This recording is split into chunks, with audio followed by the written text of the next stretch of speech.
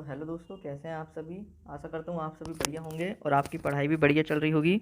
आज हम MPPSC prelims 2023 में जो क्वेश्चंस आए हैं, कौन से क्वेश्चन डिलीट हो सकते हैं, किन के दो ऑप्शंस हो सकते हैं और किन पे आप आपत्ति लगा सकते हैं, वो सब हम देखेंगे आज। तो सबसे पहले हम पहला क्वेश्चन देख लेते हैं जो कि विवादित है। तो वो आ रहा है ऑस्टियोक्लास्ट से संबंधित।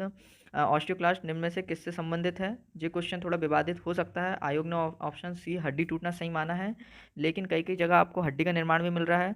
तो इसके चेंज होने के चांसेस मेरे हिसाब से मैं बताऊंगा तो बहुत कम है। ऑप्शन नंबर सी बिल्कुल सही है, लेकिन यदि आपके पास कोई सोर्स है, यदि आप इसमें आपत्ति लगाना चाहते हैं तो आप ज़रूर लगाइए।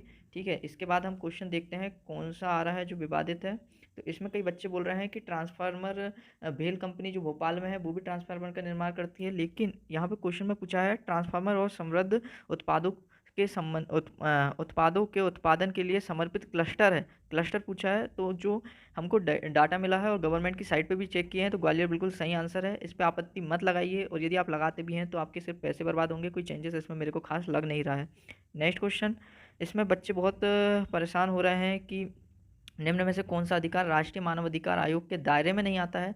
तो बिल्कुल बी ऑप्शन इसका करेक्ट है। हमने भी बी लगाए थे, हमारा भी सही है, क्योंकि इसको एलिमिनेशन मेथड से करना था। लेकिन कई बच्चे को इसमें आपत्ति, यदि कोई वैलिड सोर्स मिलता है आपको तो आप लगाइए, बाकी इसमें कोई चेंजेस होने वाला नहीं है। नेक्स्ट क्वेश्चन हम देखते हैं। तो यहाँ पे amateur kabaddi federation of India का मुख्यालय कहाँ स्थित है। ये थोड़ा विवादित प्रश्न है। ऑप्शन नंबर सी इसमें आयोग ने बिल्कुल सही माना है, लेकिन ऑप्शन नंबर डी भी हो सकता है। तो यहाँ पे सी और डी की स्थिति बन रही है। वैलिड सोर्स के साथ इसमें आपत्ति लगाइए, जरूर चेंजेस होंगे इसमें। तो ये क्वेश्चन तो ये हो गया। नेक्स्ट क्वेश्चन हम देखते हैं कौन सा थोड़ा विवादित है। तो ई प्रोक्योरमेंट पोर्टल नहीं है इसमें से। तो इसमें एमपी टेंडर तो बिल्कुल सही है। जेम पोर्टल भी ई प्रोक्योरमेंट से संबंधित है।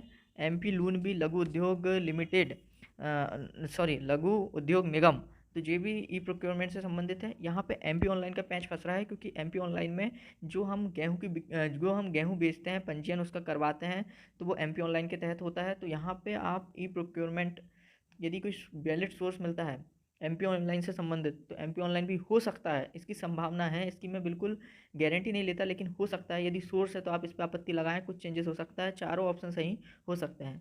नेक्स्ट क्वेश्चन हम देखते हैं।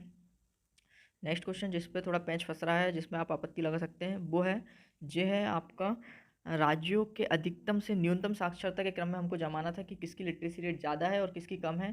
तो भैया यहाँ पे तो केरल और मिजोरम की तो बिल्कुल सही है, ठीक है, यहाँ पे भी सही है। लेकिन यहाँ पे गोवा और त्रिपुरा में पैच फंस गया है। ऑप्शन नंबर डी बिल्कुल सही है। आयोग ने ऑप्शन नंबर ए माना है, लेकिन आप विश्वास करिए, मुझ पर विश्वास कीजिए, 2011 के आंकड़ों पर विश्वास कीजिए, इसका आंसर बिल्कुल चेंज होगा और इसका ऑप्शन नंबर डी बिल्कुल सही होगा। तो एक नंबर आप इसमें अपना प्लस मान के चलिए जिसने ऑप्शन नंबर डी लगाया है, क्योंकि इसका चेंज होना ही है। इस पर आपत्ति जरूर लगाइएगा आप, ठीक है।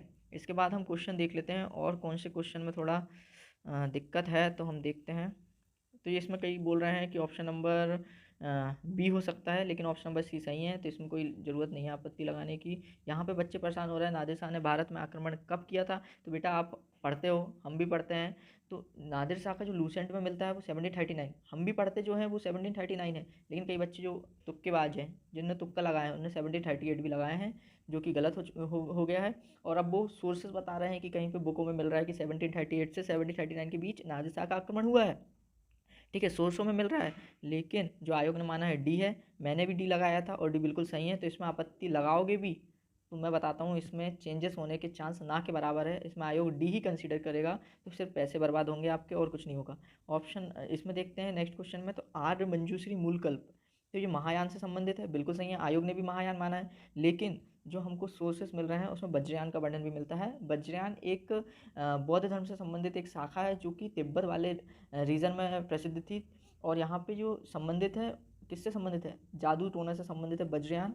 और वज्रयान का वर्णन हमको आर मंजूश्री मूल कल्प में भी मिलता है। तो यहाँ पे बिल्कुल ए और डी बिल्कुल सही हो जाएंगे। इसके सोर्सेज भी अवेलेबल है, यदि आपको सोर्सेज चाहिए तो आप हमारा टेलीग्राम चैनल ज्वाइन कर लीजिए, लिंक डिस्क्रिप्शन में मिल जाएगी। वहाँ पे हम और भी सोर्सेज, जो भी वैलिड सोर्सेज है वो हम आपको प्रोवाइड कर देंगे। तो इसमें जरूर आपत्ति लगाएं, इसमें चेंजेस होंगे। ए और डी बिल्कुल सही आंसर हो जाएगा इसका। अब यहाँ पे नेक्स्ट क्वेश्चन है, निम्न में से किस वर्ष लॉर्ड विलियम बेंटिक द्वारा प्रेस स्वतंत्रता प्रदान की गई। भैया विलियम बेंटिक माना मैंने 1835 तक था, लेकिन उसने प्रेस को कोई स्वतंत्रता नहीं दिया था। चार्ल्स मैटकॉफ को हम लिबरेटर ऑफ प्रेस मानते हैं। चार्ल्स मैटकॉफ ने प्रेस को स्वतंत्रता दी थी 1835 में, लेकिन यहाँ पे नाम दे दिया विलियम बेंटिक। तो बिल्कुल डाउटफुल क्वेश्चन है ये, इसमें आयोग को डिलीट करना पड़ेगा क्योंकि ऑप्शन नंबर डी इसमें सही माना है। ठीक है, यदि यहाँ पे चार्ल्स मेटकॉफ होता तो हम मान लेते। भैया देखो, हम मानते हैं कि विलियम बेंटिक ने कुछ काम किया होगा, लेकिन उसने स्वतंत्रता नहीं दी थी प्रेस को, तो बिल्कुल गलत है ये डिलीट होगा, मान के चलिए आप। इसको डिलीट करिए, ऑब्जेक्शन लगवाइए। ठीक है, यहाँ पे कई लोग इसको मान रहे हैं, तो बिल्कुल बी सही है। चांदी का सिक्का ही उन्होंने चलाया था, इसमें कोई परिवर्तन नहीं होगा। मिट्टी में भी कई लोग को डाउट, अरे देखो भाई, तुम यदि तुम्हारा पेपर ख़राब गया है, तुम तो फिर हर चीज़ में डाउट निकालोगे कि भाई मैं थोड़ा कट ऑफ तक पहुँच जाऊँ, लेकिन ऐसा नहीं होता है दोस्तों। मेहनत जो करेगा फल उसको मिलेगा। यहाँ ऑप्शन नंबर सी सही है, मैंने भी सी लगाया था, मेरा सही है। ठीक है, अब यहाँ पे और कौन से में इसमें डाउट बन रहा है, तो बिल्कुल आप आपत्ति लगाइए। यहाँ पे जो जिला सड़क मार्ग है 22,000 के आसपास हमको डाटा मिल रहा है, तो ऑप्शन नंबर सी और डी दोनों हो सकता है। तो आप इसमें आपत्ति लगा सकते हैं, कुछ हो सकता है, इसमें मत लगाइएगा, इसमें कुछ नहीं होने वाला है, ऑप्शन नंबर सी ही सही है। ठीक है, नेक्स्ट क्वेश्चन है, इसमें बच्चे बोल रहे हैं और ठीक है, आयोग बनाता तो पेपर है, लेकिन यार ऐसे ऑप्शन नहीं देना चाहिए। अब देखो, राष्ट्रपति के चुनाव के लिए निर्वाचक मंडल में कौन से सदस्य शामिल होते हैं? ठीक है, मैंने माना संसद के दोनों सदस्य होते हैं और निर्वाचित सदस्य होते हैं।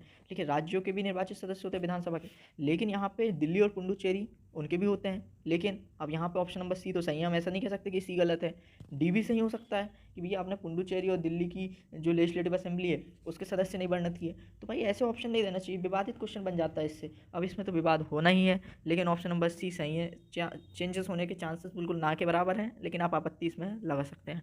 ठीक है, नेक्स्ट क्वेश्चन जिसमें पैच फंस रहा है और आप आपत्ति लगा सकते हैं। अब यहाँ पे कई बच्चे इसमें लगा रहे हैं, लेकिन भाई मौना तो बिल्कुल सही है, मौनी नृत्य बिल्कुल सही है। यहाँ पे डंडा भी हो सकता है, यदि आपके पास वैलिड सोर्स हो तो आप लगाएं, बाकी इसमें कोई चेंजेस होना नहीं है। अब यहाँ पे सबसे विवादित क्वेश्चन, चित्रकूट धार्मिक स्थल किस नाम से जानते थे? अब भैया ये क्वेश्चन ऐसे रहते हैं जिसका आंसर किसी को नहीं बनता है, ये सब तुक्के वाले क्वेश्चन होते हैं कि भैया आप थोड़ा तुक्का लगाओ, दिमाग में सोचो, लगाओ। डी को तो हटा ही दिया होगा आपने, अब तीन में आप फंस गए होंगे। कई ने जो ज़्यादा होशियार रहे होंगे उनने लगा दिए होंगे राम सिया कि भैया राम जी से संबंधित है, कुछ ने लगा दिए होंगे ब्रह्मपुरी की ब्रह्म जी से संबंधित, बाकी जगतपुरी मेरे जैसे लोग जिनको कुछ समझ में नहीं आता वो लास्ट में तुक्का मारते हैं। तो मैंने तो जगतपुरी लगाया था, मेरा गलत है। बाकी इसमें सी ही सही होगा, बी इसका सही आंसर नहीं होगा आयोग के अकॉर्डिंग, और बाकी बिल्कुल सी के साथ जाइए आप, सी ही सही रहेगा। और इसमें आपत्ति मेरे हिसाब से नहीं लगाना चाहिए, सी ही सही है। अब यहाँ एक क्वेश्चन है जो विवादित है, मिट्टी दीवार पर मिट्टी से बनाई जाने वाली नोह डोरा अलंकार किस जनजाति से संबंधित है? तो नोह डोरा जो संबंधित है वो गौंड जनजाति से संबंधित है, बिल्कुल सही है। लेकिन एक जो हमको रिसर्च पेपर मिला है उसमें भील का वर्णन भी मिला है, आप टेलीग्राम चैनल ज्वाइन कर लीजिए, हम सब सोर्स वहाँ प्रोवाइड कर देंगे। तो भील और गौंड इसका हो सकता है, इसमें आप आपत्ति लगा सकते हैं। ठीक है, तो इसको आप ध्यान रखिए। अब कई लोग ऐतिहासिक मातंगेश्वर मंदिर कहाँ है, इसमें यार इसमें आपत्ति लगा रहे हैं, बोल रहे हैं महेश्वर हो सकता है। तो भैया तो ये तो मेरे घर के बगल में भी एक मंदिर है, मातंगेश्वर नाम है। तो भैया ऐसे कई मंदिर होते हैं, लेकिन ऐतिहासिक पूछा है ना, लेकिन आयोग को भी इसमें ऐसा कुछ करना चाहिए कि जो राजा ने बनाया है उसका नाम दे दे, या फिर ऐसा कुछ क्वेश्चन बिल्कुल वैलिड क्वेश्चन बनाए। अब ऐतिहासिक मातंगेश्वर मंदिर खजुराहो में तो है ही, क्योंकि इसको यूनेस्को वर्ल्ड हेरिटेज का दर्जा मिला है 1986 में, तो खजुराहो तो बिल्कुल सही है। तो महेश्वर में भी इसका वर्णन है, उज्जैन में भी इसका वर्णन है, लेकिन विदिशा तो होगा ही नहीं। ठीक है, खजुराहो में जो है ना वो ऐतिहासिक है, तो इसका आंसर बिल्कुल सी होना है। इसमें चेंजेस तो मेरे ना के बराबर है, लेकिन महेश्वर में यदि ऐतिहासिक होगा तो भाई मैच फंस सकता है इस क्वेश्चन में। बिल्कुल वैलिड सोर्स के साथ आपत्ति लगाइए, जो क्वेश्चन का तो बिल्कुल ये सही है। नेक्स्ट क्वेश्चन हम देख लेते हैं।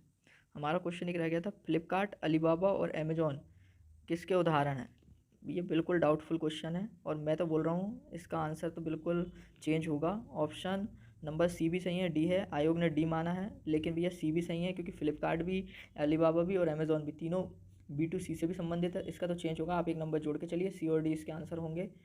तो कट ऑफ तो मैं प्रिडिक्ट नहीं कर सकता भाई, कोचिंग वालों ने भी प्रिडिक्ट किए थे पिछली बार तो 80 गया था, इस बार भी 80 के आसपास ही लग रहा है, देखते हैं आगे क्या होता है। वीडियो अच्छा लगा हो तो चैनल को सब्सक्राइब करें, वीडियो को लाइक करें और हमारे साथ बने रहें।